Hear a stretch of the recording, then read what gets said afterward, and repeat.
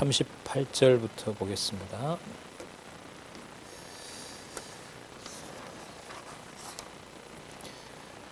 예수께서 일어나 회당에서 나가사 시몬의 집에 들어가시니 시몬의 장모가 중한 열병에 붙들린지라. 예수께서를 하나님의 아들 예수께서 이렇게 읽으면 이제 쭉 연결이 되겠죠. 사람이 저를 위하여 예수께 구하니 예수께서 가까이 가셔서 열병을 꾸짖으신다는 말씀이 나오죠. 어떻게 보면 일반적인 치료 대상이 아니라 그 악의 세력으로 보는 거죠. 아까 귀신을 잠재운 것처럼요. 그리고 예수님께 수종을 듭니다. 그리고 그 동네에 여러 병을 앓는 자들이 전부 다 나왔는데 예수께서 일일이 손을 얹어서 고쳐주십니다. 41절에 왜 그런 일이 벌어지냐 하면 귀신의 입을 통해서 증거하네요. 다시 여러 사람에게서 귀신들이 나가며 소리질러 가로되 당신은 하나님의 아들이다. 여러분 구약에 보면은요 출애굽기라든지 출애굽기, 레위기, 민수기, 신명기에서 많이 나타나는데 하나님께서 어떤 말씀을 하시고 뭘 하시냐면 나는 여호와라 이런 말을 하세요. 나는 여호와라. 그러니까 이게 당신은 하나님의 아들입니다라는 이 말 표현이 귀신이 하는 말이 하나님께서 하나님을 소개할 때 쓰는 명법이에요. 이게 말투가. 예수님께서 나중에 이 말을 쓰세요. 나는 그리스도다. 나는 유대인의 왕이다. 넌 누구냐? 너가 유대인의 왕이냐? 그렇다. 나는 누구다. 나는 누구다. 나는 여호와다. 이 말을 그대로 이 신약 성경에서 헬라어로 기록을 합니다. 그래서 이게 성경 신학에서 말하는 여호와 계시와 성경의 이런 표현하고 관계가 깊다고 할 수가 있습니다. 당신은 하나님의 아들입니다 라는 말을 주어를 예수님으로 놓고 보면 나는 하나님의 아들이다. 이런 이 말투라고 보시면 돼요. 그러니까 이 아까도 나왔지만은 이 사단이 정확하게 예수가 하나님의 아들이심을 알고 있는 거죠. 아무리 안다고 해도요, 사단은 복음을 받아들일 수는 없어요. 이게 참 하나님 희한한 섭리죠. 사단을 통해서 에덴 동산을 타락시키는 그 악의 세력에다가 다 언약 자손을 맡기잖아요, 사실. 그리고 그 사이에서 하나님께서 아벨 같은 자는 또 죽이도록 하고요. 그러면서 그리스도를 오시도록 이제 약속을 하시는데, 이 말씀들을 우리가 여기서 또 확인해 보면서 구약의 히브리어에서 나는 하나님이다. 그 말이 신약에 오면 간단하게 나는 그리스도다. 나는 하나님의 아들이다. 나는 찬송받으시리다. 그 말씀을 예수님께서 그대로 받아서 하세요. 이걸 사단도 흉내낸다는 거예요. 사도행전에도 보면 사도 바울이 하나님의 선지자라는 사실을 누가 선전합니까? 사단이, 귀신이 선전하잖아요. 그러니까 사도 바울이 괴로워서 뭐 합니까? 귀신아 나오라고 얘기를 하잖아요. 그러니까 이걸로 보면은요, 진짜 고린도전서 13장에 있는 대로 천사의 말을 해도요, 말씀의 능력을 성령께서 주관하지 않으면 울리는 꽹과리, 무리소리가 되는 겁니다. 참 냉엄한 말씀이죠. 분명해서 보면. 자, 그런데 예수님 그 다음에 좋지 않은 거 보세요. 예수께서 꾸짖으사 저희 말함을 허락하지 아니하시니 이는 자기를 누구인 줄 알미라. 그리스도. 너 함부로 말하지 마라. 네 전하는 거 복음 아니다 이거 아니겠어요? 그럼 누가 증거하실까요? 당신이 증거하시죠. 그러나 여러분 사단의 입을 통해서도 알고 떠든다고 하죠. 야고보서에도 그게 나오죠. 귀신도 알고 떠드느니라. 하나님 한 분이라는 것. 자, 그러니까 교회의 투쟁은요, 가장 성경적으로 보이는 거기에 사단이 임하게 해버리면 이걸 구분할 방법이 없어요. 하나님의 교회가. 그래서 이걸 말씀을 중간중간 떼면은 사단의 밥그릇이 될 수 있는 거예요, 이게. 그래서 성경 신학의 위대하고 고마운 것은 그 말씀을 순서대로 여호와 계시로 연결해야 중간에 뽑아 쓰는 것을 누가 사용하고 있다? 인간이 좋아서 사용하고 있다는 것을 깨닫게 되기 때문에 그래요. 그래서 논리적 일관성이 중요해요. 성경 신학은. 그대로 따라가야 돼요. 그래서 그 말하는 것을 또 들어봤을 때 저 말은 저 말이 아닌데 성경에 있는 말이지만 그러면서 그걸 분별하도록 길을 닦아놓은 것이죠. 성경신학은. 공부 중요성이 또 생각날 수밖에 없죠. 자, 날이 밝고 예수님께서 나오사 한적한 곳에 가니까 사람들 또 따라왔죠. 43절 예수께서 이르시되 내가 다른 동네에서도 하나님 나라의 복음을 전파하여야 하리니 나는 이 일로 하나님의 아들이므로 이 일, 이게 사역이잖아요. 이 일로 보내심을 입었노라. 사역 증거 분명하게 하시네요. 하지만 이 나중에 앞에 나왔던 이 내용으로 보면 사단이 할 일을 가로막아 버리죠. 야, 너 내가 하나님 아들인 거 너 전하지 마. 내가 전하는 일이야. 그러면서 이제 통치하시면서 하나님 아들의 사역을 하시는 겁니다. 자, 그리고 여기 5장에서부터 한번 보세요. 제목을. 자, 아들의 임무에 의한 사역입니다. 아들의 임무에 의한 사역은, 자, 이거 미리 보고 할게요. 아들의 임무에 의한 사역은 속죄주 임무이세요. 이게 뭐냐면 내가 죄인을 부르러 왔다고 얘기를 하시는 거예요. 그러니까 사단은 아까 하나님 아들인 줄 알아봐도 사단은 죄의 권세를 쥐고 있어도 사단을 부르지는 않아요. 사단은 처음부터 살인한 자이기 때문에. 그런데 여기에서 아들의 임무 중에 가장 중요한 것이 바로 뭐냐면 당신이 아들 되신다는 사역의 확증을 죄를 사해 주심으로 당신이 아들을 불러내는 거예요. 자, 이 귀중한 역사를 하시는 거고요. 그리고 이들에게 무엇을 가르치나 보세요. 뭘 가르치시죠? 말씀을 가르치세요. 이게 선지자 임무예요. 선지자. 이때 선지자 임무는요, 칼과 창과 세상의 어떤 그 능력이나 하물며 귀신을 쫓아내는 능력, 그것도 하나님의 말씀으로 보호가 안 되면 다 넘어져요. 사도들과 70명의 제자들을 불러서 예수님께서 사단을 그 하늘에서 떨어뜨리도록 하는 역사를 누가복음에 보면 하거든요. 하지만 그 제자들도 나중에 어떻게 됩니까? 다 도망가게 된단 말이죠. 그래서 말씀의 능력이 세우고 무너뜨린다라는 것을, 넘어지게 한다는 것을 선지자 직무에서 알려주시는 거죠. 그러니까 너무 중요하죠. 하나님의 자녀를 무엇으로 세운다? 말씀으로 세운다. 세우는데 그냥 너네들끼리 세우라고 하지 않고 당신이 뭐 하신다? 통치하신다.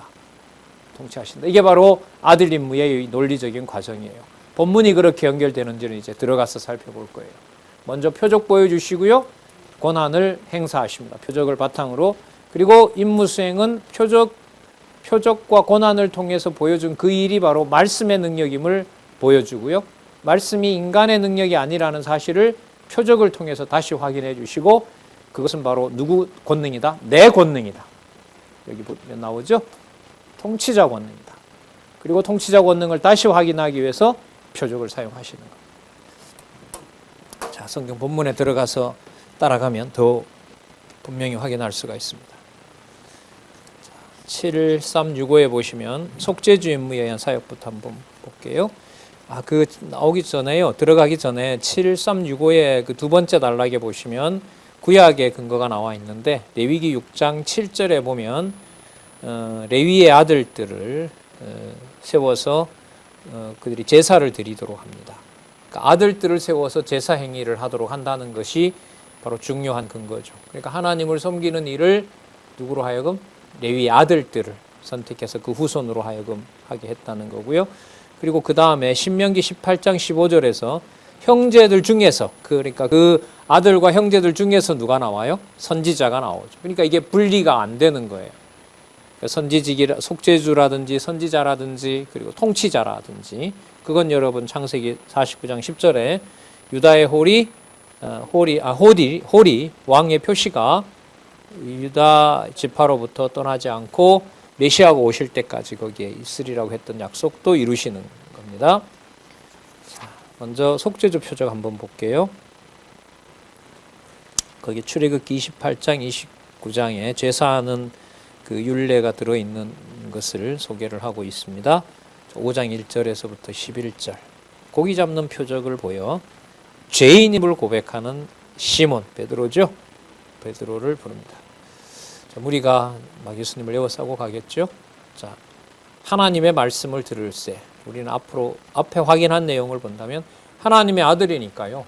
권세 있는 하나님의 말씀을 듣게 되는 거죠. 사람들이 들었다는 것은 문법적인 주어인 거고요. 실제로 주어는 바로 예수께서 사역을 하시는 겁니다. 하나님의 아들인 예수께서 무리들에게 권세 있는 하나님의 말씀을 듣게 하여, 이렇게 보시면 되죠. 그 말씀을 들을새 하나님의 아들 예수는 게네사렛 호숫가에 서서 호숫가에 있는 두 배를 만납니다. 그리고 어부들이 배에서 나와서 작업을 끝내고 그물을 싣고 있었습니다. 시몬 베드로에게 그 작업 끝났는데, 자, 또 배를 좀 육지에서 떼놓으라 그럽니다. 그리고 4절에 보면 시몬에게 깊은 데로 가서 그물을 내려 고기를 잡으라고 합니다. 자, 5절부터 볼게요. 시몬이 대답하여 가로되 선생이여, 우리들이 밤새도록 수고를 했는데 얻은 것이 없지만은, 자, 말씀에 의지하여 내가 그물을 내리리이다. 여러분, 이 주어가 누구예요? 여기 보면 말씀에 의지하여, 어디 예수님이에요? 말씀에 의지하여 내가 그물을 내리리이다. 누가 그물을 내린다 그래요? 시몬, 베드로가 내린다잖아요. 그런데 여러분, 그 앞에 보면 어디에 의지하여? 말씀에 의지하여. 1절에 아까 무슨 말씀이 나왔죠? 하나님의 말씀을 들음에, 무리가. 그러니까 무리가 하나님 말씀 듣는 거, 시몬이 말씀을 듣는 것은 현상적인 주어예요. 문법적인 주어예요. 전체 일들은 하나님의 권위 있는 말씀이, 권세의 말씀이 무리를 끌어가는 것이고요. 베드로를 굴복시키는 거예요. 베드로로 하여금 듣게 하는 거죠. 자, 이게 바로 권세 있는 말씀이라는 것, 그 개념은 오늘 우리가 첫 시간에 확인했습니다. 고기가 많이 잡혔습니다. 다른 배들이 와서 함께 해줘야 될 정도로 많이 잡혔고요. 8절에 시몬 베드로가 이를 보고 예수의 무릎 앞에 엎드려 가로되 주여 나를 떠나소서. 주여 나를 떠나소서. 나는 누구다? 죄인이로서이다. 죄인으로서이다. 무슨 고기 잡는 일 가지고 죄인이라는 말을 하게 하시죠. 자, 한번 보시자고요. 어떤 말씀으로 가는지 한번 살펴보도록 하겠습니다. 자, 이는 자기와 및 함께 있는 모든 사람이 고기 잡힌 것을 인하여 놀라고 세베대의 아들로서 시몬의 동업자인 야고보와 요한도 놀랐습니다. 예수께서 시몬에게 일러 가라사대 무서워 말라. 두려운 거죠. 이제 후로는 내가 사람을 취하리라. 사람을 취하리라. 자, 원어 설명을 하고 있나요? 7368에 보시면, 자, 주석 먼저 확인할게요. 취하리라는 말은 죽음의 바다와 같은 죄악 세상에서 죽어가는 사람을 천국 복음의 전파자가 되게 하시겠다는 언약의 말씀이다. 예. 이 낱말을 좀 찾아보면요, 이게 그 사람을 취하리라 라는 이 말씀이 취한다라는 말은요, 이게 그 살아있는 채로, 이런 말이에요. 살아있는 채로 이렇게 딱 자기 것으로 만든다, 이 말이거든요. 자, 그러니까 좀 이 다음에 이 속죄주 표적하고 연관을 좀 시키면은요, 이 낱말을 그 죄인이 아닌, 죄인이라고 하잖아요. 죄인이라고 고백하면서 예수님한테 두려워하잖아요. 근데 예수님께서 뭐 하지 말라 그래요? 두려워하지 말라 그러죠.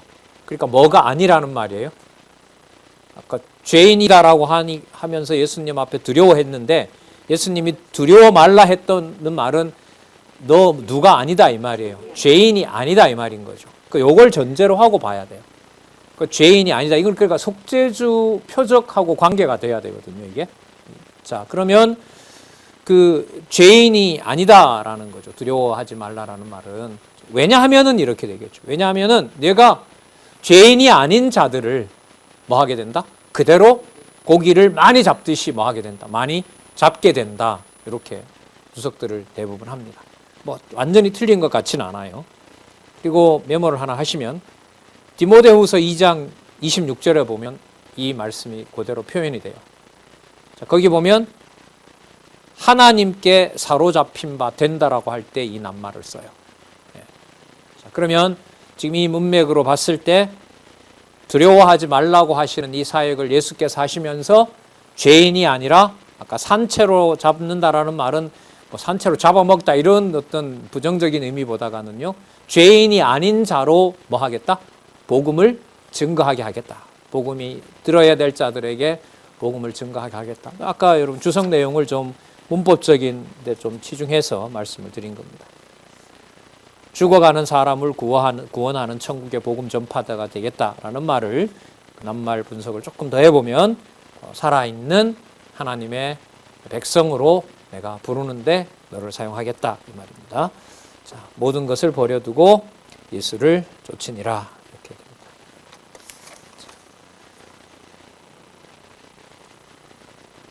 그 다음 문둥병 들린 자를 고칩니다.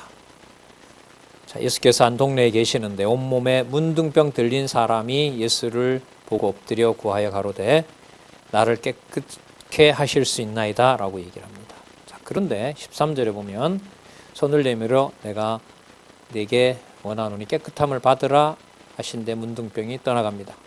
그리고 14절에 보시면 경계하시되 아무에게도 이르지 말라고 하고 제사장에게 내 몸을 보이고 또 내 깨끗게 됨을 인하여 모세가 명한 예물을 드리도록 하라 그렇게 했습니다. 자, 그러니까 이 말은 누구의 사역이기 때문에 그런 거죠. 이게 속죄주의 사역을 누구의 사역으로? 하나님 아들의 사역으로 보기 때문에 이런 표현을 해석할 수 있습니다. 마가복음에 이 전파하지 말라는 것은요, 이건 신분과 관련돼요. 내가 누구 아들이다? 하나님 아들이다 라는 것하고 관계가 되고, 누가복음은 지금 우리가 계속 이제까지 확인해 온 것처럼 사역, 아들로서 사역, 아들의 사역을 보여주는 거기 때문에 이 부분은 아들 사역에 맞추어서 보시면 됩니다. 그리고 15절에 보면 아까 그 온몸에 문둥병 들린 자를 깨끗하게 하신 것은 예수님께서 사람들에게 이르지 말라고 했는데 결과는 어떻게 되냐 하면 15절에 예수의 소문이 어떻게 돼요? 더욱 퍼지게 돼요. 예수님은 삼가하게 하신 일이 세상에는 어떻게 됩니까? 더 드러나는 거예요. 자, 그러면 드러나게 된 것은 예수님이 경계하라고 한 말이 아니라 누가 드러내신 일이 되는 걸까요? 하나님께서 드러낸 일이 돼요. 그러니까 아들의 사역이라는 것이 궁극적으로 아들 사역에 매이는 게 아니에요. 누가 하시는 일에 대한 증거를 하러 온 분이죠. 내 사랑하는 아들로서 아버지가 기뻐하는 일을 하는 분인 거예요. 그래서 이 내용은 아버지가 하시는 아버지의 아들이라는 것을 설명할 때는 예수께서 내가 하나님 아들인 것을 증거하기 위해서 제사장에게 드리라고만 얘기를 하고, 그리고 그 모든 일들은 아버지께서 속죄주 사역을 전체로 주관해 가시는 주인이라는 것을 드러내기 위해서는 소문이 점점 어떻게 돼요? 퍼지게 되는 거죠. 자, 그 두 가지 사실을 말씀이 상충하는 것 같지만 두 가지 모두를 이룬다고 보시면 되는 겁니다.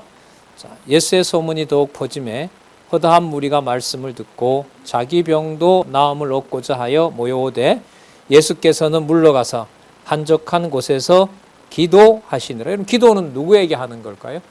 하나님 아버지에게 기도를 하는 거죠. 그러면 이 사건을 이렇게 기록을 하는 이유가 뭘까요? 기도한다라는 말은 이 모든 사건이 누구 아들로서 하는 일이다? 하나님 아들로서 하는 일이다. 그리고 그 하나님 아들로서 하는 일을 아까 문둥병 들린 사람을 고쳐주는 사역으로서는 내 일로 얘기하지는 말아라. 그리고 내 일로 얘기를 하지 않고 사람들에게는 하나님이 약속하신 대로 어떻게 돼? 다 알려지게 되죠. 아까 전파된다고 했으니까. 그리고 예수님은 그 광경을 보면서 자기는 숨기시지만 하나님께서 하나님의 일을 해가시는 것에 대해서 하나님께 뭐하고 있는 거죠? 기도하는 거죠. 기도한다는 말은 아버지의 뜻을 확인하는 겁니다. 그러니까 이 모든 것이 성령의 감동으로 아버지의 아들 되신 사실을 바로 아버지께서 하나님께서 해나가시는 일로서 누구의 사역? 아들의 사역이 되는 겁니다. 그래서 이런 부분도 짧지만은 누가복음 전체에 대한 내용을 보지 못하면은 이런 설명이 이렇게 자연스럽게 되지를 않아요. 예. 그리고 주석에서는 속죄 사역의 정해진 기간을 조절하신다는 건데, 그렇죠. 그리스도가 돌아가실 날도 정해져 있고요. 그 정해진 시간까지 아버지 아들로서 사역도 해야 되고, 또 드러내시면서 그러니까 속죄주 임무가 있으니까 귀신들에게 고통받는 자, 그 다음에 여러 질병으로 고통받는 자, 그런 자들을 죄를 사하여 줌으로 누구의 일을, 자신도 하나님 아들일 뿐만 아니라 이 땅에도 누구 아들이 있다? 하나님의 아들이 있다는 사실도 전해야 되죠. 전해야 되지만 자기 일이 아니라 이게 아버지의 아들의 일임을 또 전해줘야 되는 거죠. 거기에 기도하셨다? 하나님의 뜻을 구하였다. 이 말은, 기도했다는 말은 자기가 영광받았다는 말이 아니잖아요. 누구 아들이다라는 사실을 아버지로부터 확인받는 걸까요? 아버지의 아들이다. 그래서 이 주석을 이렇게 매끄럽게 해가면 된다고 봐요. 자, 그 다음에 5장 17절에서부터 26절. 중풍병자를 고쳐 걷게 합니다. 자, 이게 속죄주의 능력을 보이시는 게 나오는데요. 아주 상세하게 나옵니다. 이제 예수께서 이제 가르치시는데, 갈릴리, 촌, 유대, 그 다음 예루살렘에서 온 바리새인과 교법사들이 예수님을 지켜보고 있습니다. 앉았는데, 성경 기록 한번 보세요. 17절 끝에. 병을 고치는 누구의 능력이? 주의 능력이 예수와 함께 하더라. 그러는 여러분, 아까 예수께서 물러가서 한적한 곳에 기도하시니라고 하는 말씀이 누구에게 기도하고 누구의 정한 일을 이루는 거다? 하나님의 정한 일을 이루는 거잖아요. 그리고 17절 지금 끝에 보면 누구의 능력이? 여호와의 능력이 예수와 함께 하니라. 그럼 아까 기도하고 맞죠? 그 기도를 누구에게 했고? 아버지께 했고, 그리고 지금 각색 병을 고치는 일을 누구의 능력으로 했고? 아버지의 능력으로 했고, 그러므로 자기는 누구 아들이 맞고요? 하나님 아들이 맞고. 이렇게 논리적으로 딱 맞아요. 정확하게. 자, 한 중풍병자를 사람들이 메고 옵니다. 그리고 예수님이 뭐라고 하시냐 하면, 자, 침상으로 예수님 앞에 달아내립니다. 20절. 예수께서 저희 믿음을 보시고 이르시되, 이 사람아 뭘 받았다? 죄사함을 받았다. 자, 죄사함을 받았다. 고쳐주신다고 하질 않고 서기관과 바리새인들이 오해를 할 말을 하죠. 죄사함을 받았다라고 얘기를 합니다. 그랬더니 이 서기관과 바리새인들이 21절에 하나님 외에 누가 능히 죄를 사하느냐? 누가 능히 사하죠? 하나님 아들로 온 아들이니까 사하는 거죠. 22절. 자, 예수님께서 그걸 아시고 23절에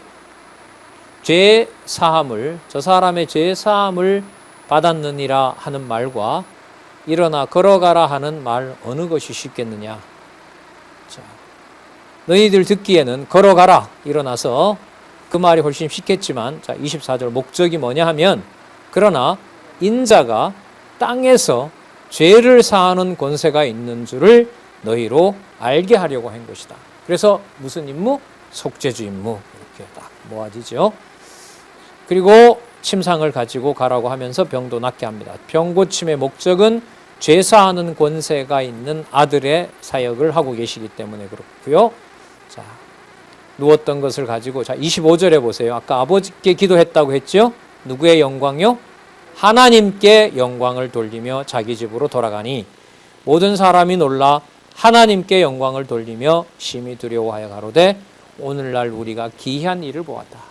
사람이 할 수 없는, 하나님만 할 수 있는 일 두 가지겠죠. 병자를 고치는 것하고 무엇을 사해주는, 죄 사함을 펼치는 사람의 몸을 한 나사렛 예수 입에서 나오는 말을 본 거죠. 어떻게 이게 가능하지? 그럼 저가 누구인가? 답은 나오죠. 하나님의 아들, 하나님 아들의 사역을 하고 있는 거죠. 아버지께서 하라고 하신 임무를 수행하고 계신다. 그리고 그 속죄주의 권한을 더 선명하게 많은 사람들에게 적용하는 내용이 바로 속죄주 권한을 행사하시는 겁니다. 5장 27절부터 39절에 보시면 제자들이 식사하는 것에 대한 비유를 들어 반박합니다. 자, 세리를 만났습니다. 레위라는 세리를 만났고 예수님이 세리 보고 따라오라 그럽니다. 나를 쫓으라라고 얘기를 해요. 그런데 레위는 자기 집에서 예수님을 위해서 잔치를 베풀고요. 거기에 누가 오냐면 다른 세리도 오고 다른 죄인들도 많이 와요. 그 유대인들로 봤을 때는 함께 할 수 없는 자들이거든요. 이 자들이. 자, 30절. 바리새인과 저희 서기관들이 예수님을 비방하겠죠. 자, 어찌하여 세리와 죄인과 함께 먹고 마시느냐. 자, 예수님이 뭐라고 하시는가 한번 볼게요. 건강한 자에게는 의원이 쓸데없고 병든 자에게라야 쓸데있나니 내가 의인을 부르러 온 것이 아니요 죄인을 불러 회개시키러 왔노라. 자, 속죄주의 고난을 행사하고 계시죠. 저희가 예수께 말하되 요한의 제자는, 자, 요한의 제자들은 회개하려고 이런 말입니다. 자주 금식하고 기도도 하고 바리새인 제자들도 하는데 당신들은 왜 안 하느냐. 우리 요한의 제자들마저도 금식하는데, 자, 그러니까 죄인인 것을 고백하는 가장 중요한 일은 유대인에게 뭐냐 하면 뭐예요? 금식하는 거예요. 금식하고 자기 몸을 괴롭히는 거죠. 이게 유대인들에게 금식이거든요. 그런데 이제 그걸 가지고 묻는 거죠, 예수님한테. 그런데 여러분 이미 여기서 답이 나온 게 속죄주의 고난을 누가 가지고 있어요? 예수께서 가지고 계시죠. 그러니까 예수께 함께 있으면 그는 뭐 할 필요가 없어요? 금식할 필요가 없는 거죠. 왜? 본인이 속죄주 고난을 가지고 있으니까. 이걸 알 리가 없죠, 이 사람들이. 그러니까 옛날에 적용된 그런 법을 가지고 속죄함을 받았다, 받지 않았다 그렇게 말하지 말라. 내가 속죄주 고난을 가지고 있는 바로 하나님의 아들이다. 자, 이게 그 흘러가는 방향입니다. 35절에 그래서 이제 예수님께서 비유로 얘기하시죠. 자, 신랑과 함께 있을 때 손님들이 슬퍼하느냐? 아니다. 신랑을 빼앗기면 그날에 금식할 것이니라. 자, 금식의 의미는 그리스도가 함께하지 않는 것이 바로 그게 참 진짜 슬픔이고 고통이라는 겁니다. 그러면서 구약의 법을 내가 지금 적용하는 법하고 함부로 섞지 마라. 섞지 마라. 그 속죄의 모든 고난은 내가 해석하고 내가 보여주는 것이 맞지, 너희들이 말하는 대로 금식한다고 해서 그게 속죄함을 받는 게 아니다. 이걸 강하게 얘기하는 겁니다. 여러분, 그게 바로 새 포도주는 새 부대에 넣어야 된다 이 말씀인 거예요. 38절.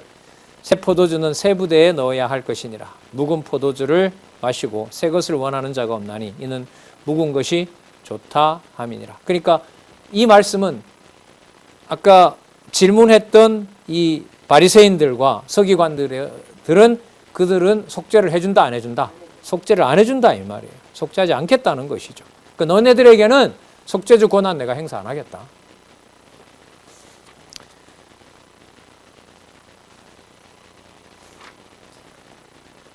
바로 그분이 다음 내용에 보면 안식일의 주인이 된다라고 얘기를 하세요. 안식일의 주인과 속죄주하고 관계가 되죠? 그렇죠. 죄사함을 받았으니까 진짜 안식을 누리게 되는 거죠. 누구로? 속죄주이신 그리스도와. 안식일에, 의도적이죠. 예수님께서 밀밭 사이로 가면서 제자들이 이삭을 잘라 비벼 먹습니다. 바리새인들이 따지죠. 안식일에 왜 하지 말아야 될 일을 하느냐? 예수님께서 반박합니다.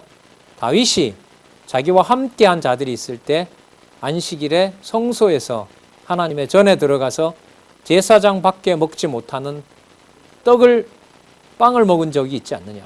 진설병을 집어먹고 함께한 자들에게도 주지 아니하였느냐? 그처럼 다윗보다 높은 내가 바로 무엇의 주인이다? 안식을 주고 주지 않고 주인이다. 아까 금식처럼요. 그걸 이제 증거하고 계신 거죠. 율법을 어긴 적이 다윗도 있는데 그 일이 결국 나한테 있으면 바로 금식할 필요도 없고 안식을 누리게 되는 내가 바로 하나님의 아들 사역을 한다. 이걸 정해 주시는 겁니다. 이 모든 말씀이 성령께서 오셔서 하나님의 백성들에게 그리스도의 해석이 얼마나 파격적입니까? 보통 알고 있는 금식을 다 없애버리잖아요. 나랑 있으면 돼. 뭐 할 거 없어. 이 말이 아니에요. 나만 있으면 돼. 그냥 내가 다 해. 그러니까 내가 또 안식의 주인이 될 거야. 그러니까 어떤 행위를 통해서 하나님 아들 된다는 건 있을 수 없는 일이다. 왜냐하면 모든 속죄주에 대한 권한은 바로 나에게 있기 때문에. 그러니까 우리 신학반에서 속죄론 하고 있는데 여러분 이게 그리스도가 자기를 부각하기 위한 겁니까? 그리스도의 고난이 커질수록 아까 누구에게 영광을 돌렸다 그랬죠?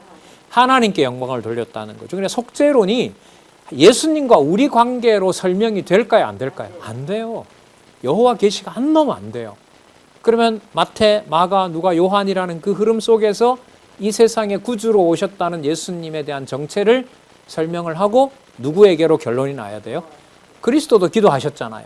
아버지 하나님께 영광이 돌아가야 된다는 것을 당신이 짊어져야 될 짐을 상기하면서 아버지께 영광을 드리게 되잖아요. 그러니까 여호와 계시 중심 맞죠. 속죄는 너무 중요하죠. 우리한테, 이방인에게. 어떻게 우리가 하나님을 진짜 육신의 아버지 부르는 호칭으로 그렇게 가깝게 부를 수가 있어요. 천부당 만부당하죠. 하지만 그리스도의 속죄 사역으로 보면 어느 누구도 그 이름을 부르는 것을 방해할 수가 없습니다. 각자 다르게 다른 상황에서 부르게 하는 그 양식이야 다르겠지만 방법이야 누구든 하나님의 자녀라면 그걸 부르게 하는 거죠. 나랑 똑같이 안 불러도 돼요. 어떤 방법인지 어떻게 알고 있겠습니까? 어떻게든 하나님께서는 다 알고 계시고 그런 방향으로 인도하시는 겁니다. 안식일의 주인님으로 안식을 분명하게 해주시는 내용이 그 다음에 나옵니다. 바리새인들과 서기관들은 화가 더 날 것이고요. 그렇죠? 안식일에 예수님께서 그 회당에 들어가서 가르칩니다. 그런데 거기에 손이 이제 마른 사람이 있었어요. 그야말로 불치병이죠. 자, 서기관과 바리새인들은 예수님을 고소할 건을 찾고 있어요. 자, 그러면 잘 됐다. 또 안식일에 온 거 보니까 병 고치겠구나 짐작을 하고 있는데 예수님이 알고 뒤에 가서 몰래 가서 하시지. 야, 한가운데로 나오라. 참 뭐라 그러면 참 괴팍스 죄송합니다. 예수님 보고 그렇게 해서 진짜 의도적이시죠. 그런데 의도적인데 누구 아들로서 정하신 일을 하시는 거죠. 그렇죠. 아버지 아들로서 정하신 일을 확증하시는 거예요. 안 할 수가 없어요. 예수님. 한가운데 서라 하시니 저가 일어나서거늘 예수께서 저에게 이르시되 내가 너희에게 묻노니 질문을 합니다. 빠져나올 수 없는 질문을 해요. 안식일에 선을 행하는 것과 악을 행하는 것, 생명을 구하는 것과 멸하는 것 어느 것이 좋으냐. 이거 안식일에 선 행해야죠. 이랬을 때 유대인들은 선 이러면 아무것도 하지 않는 것을 선이라 하겠죠. 그리고 나사렛 출신이 와서 뭔가를 한다는 것도 선이 아니겠죠. 그러나 예수님이 봤을 때는 하나님의 아들이시기 때문에 나사렛 사람으로 왔고 나사렛 사람에서 왔으므로 내가 죄사하는 능력이 있다는 걸 증거하시는 거죠. 전혀 다릅니다. 무리를 둘러봐요. 사람들 쫙 봅니다. 침묵이 흘렀겠죠. 그 사람에게 이르시되 내 손을 내밀라 하시니 그가 그리하매 손이 회복된지라. 전부 다 그 자리에 꼬꾸러져야 될 텐데 저희는 분기가 가득하여 예수를 어떻게 처치할까 서로 의논하니라. 이 분기도 예수님이 주관하는 거 맞나요? 맞죠. 시기 질투. 이거는 교회에서 하나님께서 말씀으로 해석해 주지 않으면은 세상에서보다 더 비참하고 더 가슴 아픈 경우로 많이 생기는 거 아니겠습니까? 그런데 이 일을 지금 예수님께서는 누구와 누구를 갈라놓아요?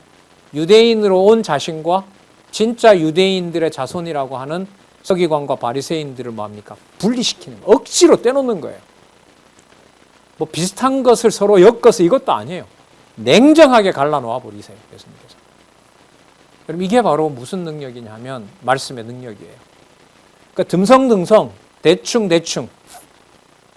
나에게 필요한 부분만 보고 듣기 좋은 것만 보고 그러면은 마찰할 일이 없죠.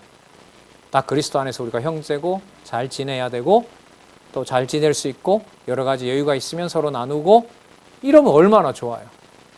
예수님 하시는 사역 보면 그게 아니거든요. 하지만 나중에 이제 성령께서 오셔서는 이웃을 내 몸과 같이 하나님을 사랑하는 것, 이웃을 내 몸과 같이 사랑하게 하시는데 그 사역의 핵심에서도 아버지의 정한 뜻을 이루면서 유대인과 이방인이 결코 섞일 수 없는 사람을 또 하나로 만들어가는 일도 그리스도가 하시죠. 그러니까 모을 자 모으고 심판할 자 심판을 냉정하게 하신다. 자. 그리고 이 고난을 6장 12절부터 7장까지는 여기죠. 선지자 임무에 의한 사역을 선지자 임무를 수행하시면서 당신의 표적을 보여주고 이걸 사도들에게도 알려주세요. 사도들에게도 속죄주의를 같이 할 수 있다는 사실을 알려줍니다. 자, 선지자 임무를 한번 수행하는 부분 볼게요. 7379에 보면 세 번째 단락에 이 선지자 임무 수행이 이사야부터 어디까지 나와요? 말라기까지 나와요. 이건 정리를 해서 안내를 드리는 거죠. 그러니까 여러분 이걸 간단하게는 한 가지만 이렇게는 말씀드리고 싶어요. 북이스라엘이 망하고 남쪽 유다가 망할 때 선지자들을 이사야부터 말라기까지 16명이 되죠. 공식적으로라도. 그 선지자들을 보내는 이유가 나라를 망하지 않게 보내는 게 아니었어요. 나라를 반드시 망하게 하고 바로 회복하신다. 또 그리스도가 오신다. 이 내용이 말라기에서 끝이 난단 말이죠. 자, 그러면 여기서 선지자 임무를 수행한다는 것을 이사야부터 말라기 내용으로 본다면 무엇으로 하나님의 아들 일을 하고 무엇을 세운다? 말씀을 전하는 일로. 그리고 그 말씀으로 예루살렘 교회에서부터 이방 교회가 서도록 하는 진리의 성읍이 되겠다 하는 것하고 관계가 되죠. 그게 여러분 스가랴 주제 요절이었잖아요. 자, 그 정도 의미로 이사야부터 말라기까지 내용을 여기 표적도 나타나지만은 하나님의 말씀으로 하나님 나라를 세운다. 말씀의 권위에다 초점을 맞추시면 될 것 같아요.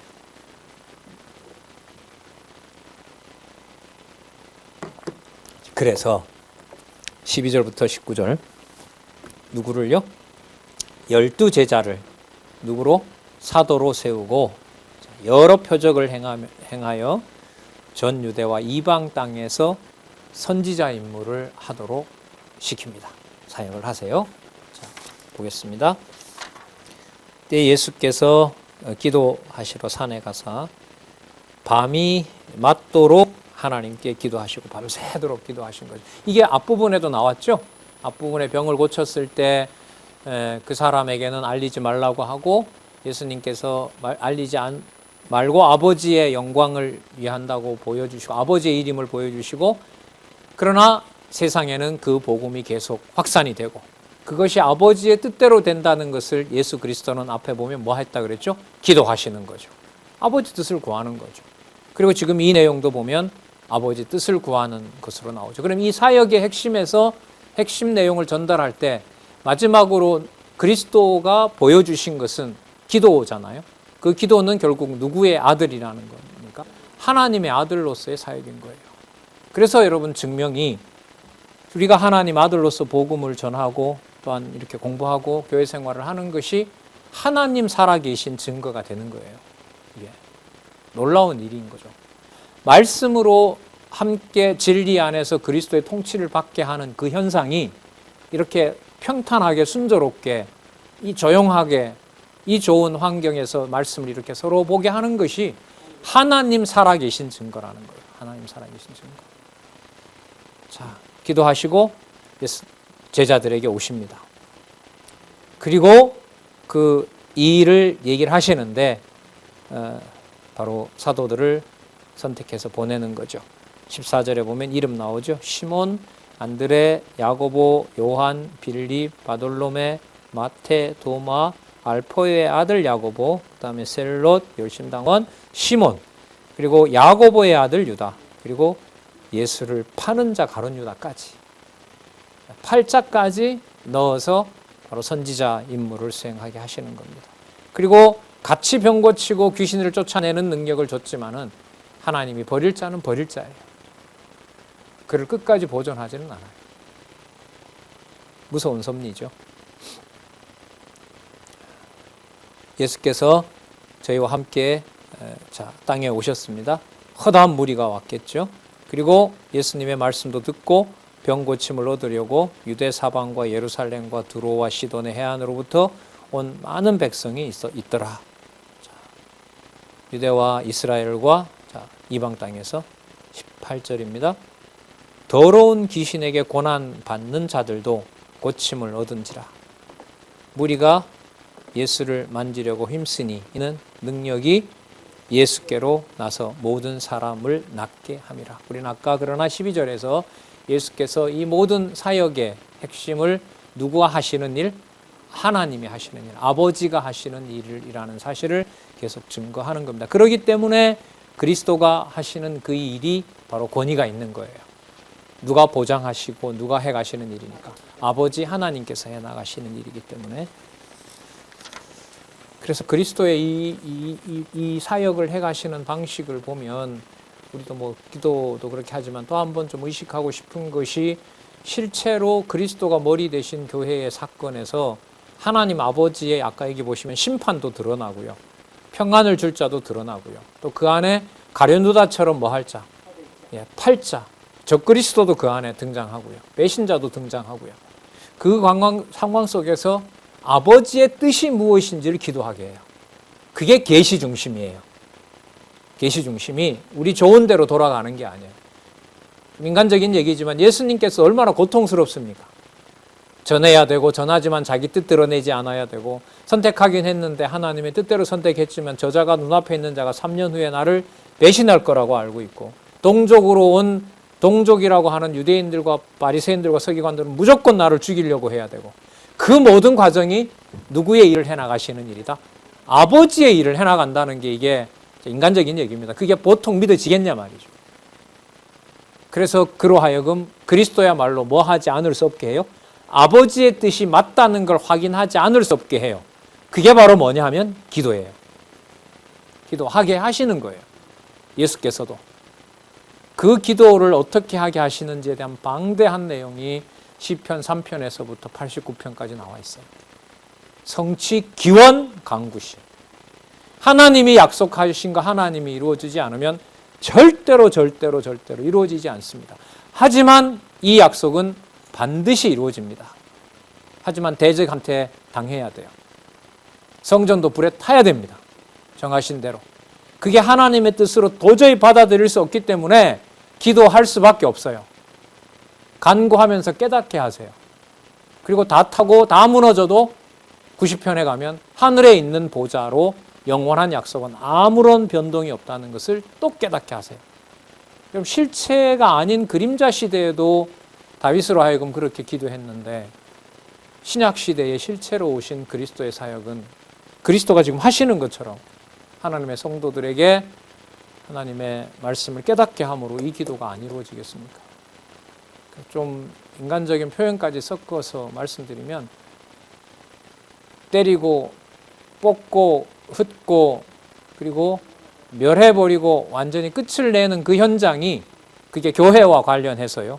바로 그 현장이 주 예수 그리스도와 하나님 아버지가 교회의 주관자 되신다는 사실을 보여주는 현장이고 그건 진리의 말씀으로 엮어지지 않으면 깨달을 수가 없다는 사실을 우리는 너무나 잘 알고 있는 겁니다.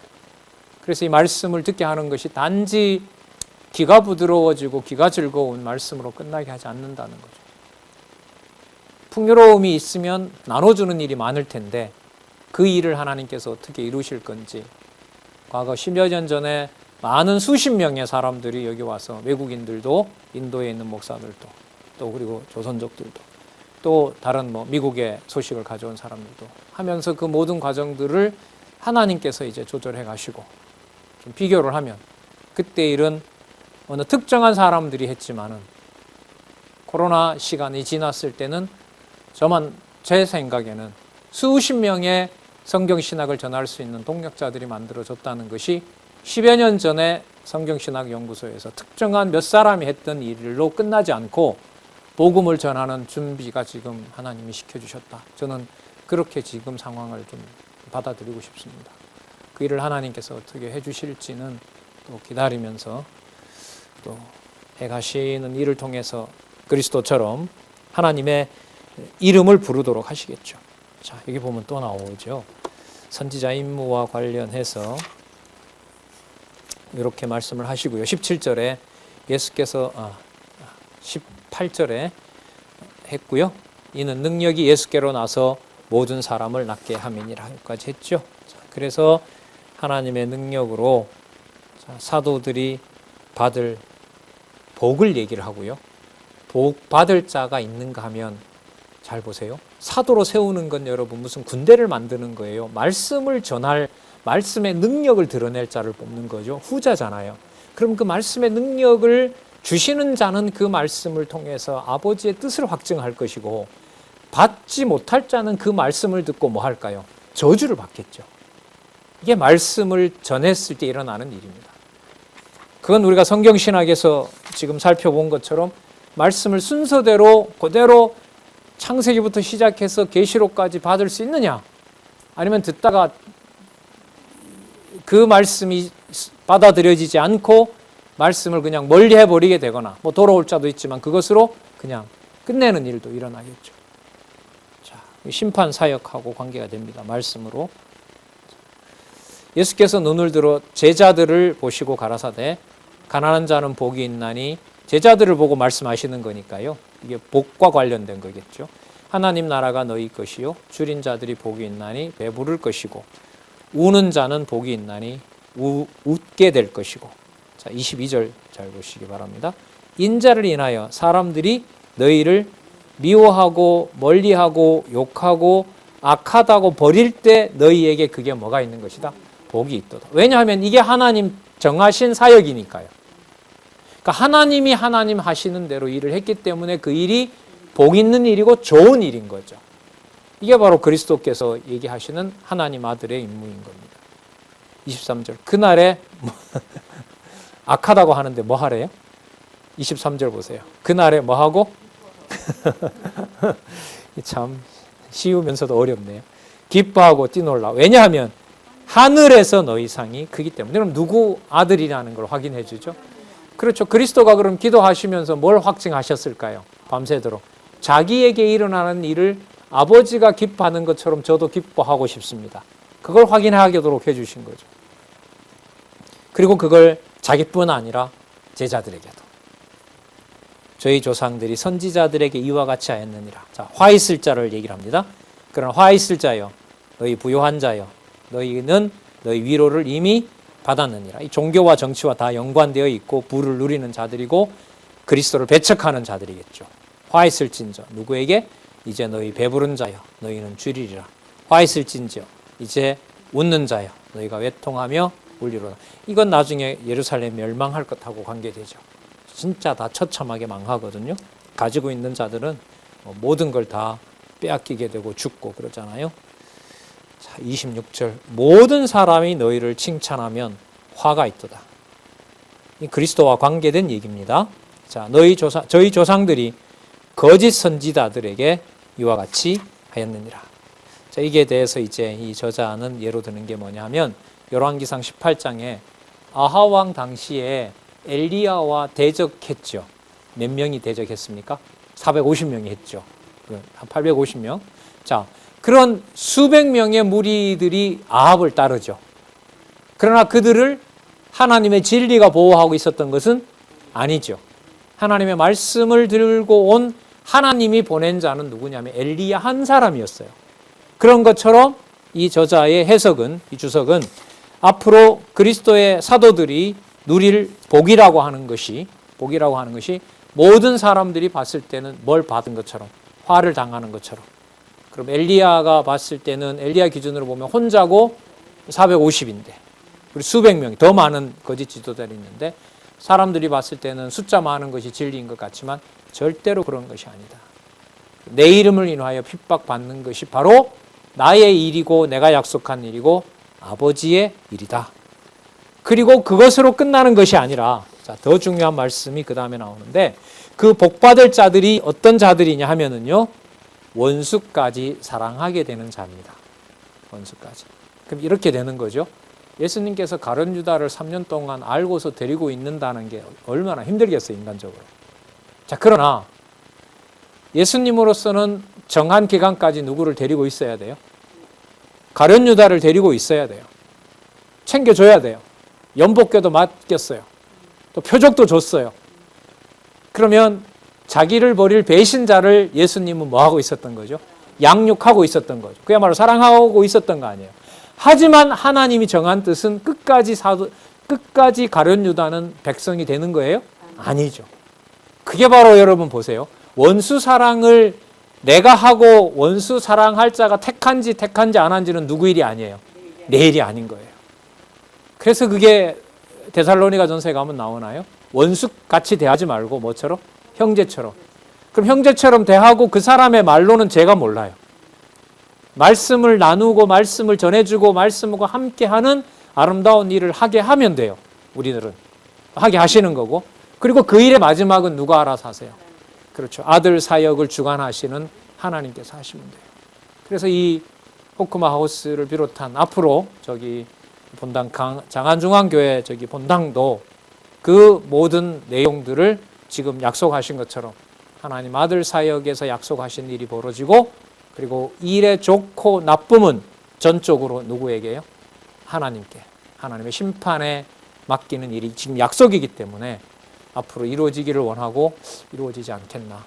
또 그 일은 우리 생각과는 다르게 이미 이루어졌고, 말씀이 세우고 말씀이 넘어지게 하는 역사를 우리는 잘 알고 있지 않습니까?